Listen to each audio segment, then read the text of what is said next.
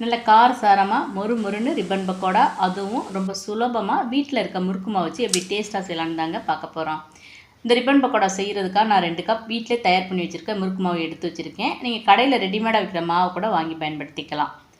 மாவு கூட 1 டீஸ்பூன் மிளகாத்தூள், 1 டீஸ்பூன் கருப்பியல், 1/4 டீஸ்பூன் ஓமம் சேர்த்துக்குங்க. ஓமத்தை வந்து கைனால் தேய்ச்சி அதுக்கப்புறம் மாவில் சேர்த்துக்குங்க. 1/4 டீஸ்பூன் உப்பு சேர்த்துக்குங்க. கொட்டைப்பாக்கு அளவுக்கு கட்டி பெருங்காயத்தை தண்ணியில் ஊற வச்சு கரைச்சி இது நான் சேர்த்துருக்கேன். கட்டு பெருங்காயத்துக்கு பதிலாக 1/2 டீஸ்பூன் பெருங்காயத்தூள் கூட சேர்த்துக்கலாம். கொஞ்சமாக பட்டர் இல்லைன்னா நெய் சேர்த்து மாவு வந்து நல்லா கலந்து விட்டுருங்க. இப்போ மாவில் வந்து கொஞ்சம் கொஞ்சமாக தண்ணி ஊற்றி இடியப்ப மாவு பக்குவத்தில் பிசைஞ்சு எடுத்து வச்சுக்கோங்க. கடைசியாக 1 டீஸ்பூன் எண்ணெய் ஊற்றி நல்லா உருட்டி வச்சுக்கோங்க. மாவு வந்து கைனால் அழுத்தி பார்த்திங்கன்னா இந்த மாதிரி சாஃப்டாக இருக்கணுங்க. இப்போ ரிப்பன் பக்கோடா பிழிகிறதுக்கு இந்த மாதிரி அச்சு எடுத்து வச்சுக்கோங்க. முறுக்கு குழலில் முதல்ல வந்து அச்சை சேர்த்துட்டு மாவு உருட்டி குழலுக்குள்ளே சேர்த்துருங்க.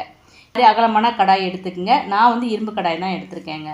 இப்போ ரிப்பன் பக்கோடா சுட்டு எடுக்கிறதுக்கு தேவையான அளவு எண்ணெய் ஊற்றிக்குங்க. நான் ரீஃபைண்ட் ஆயில் எடுத்து வச்சுருக்கேன்.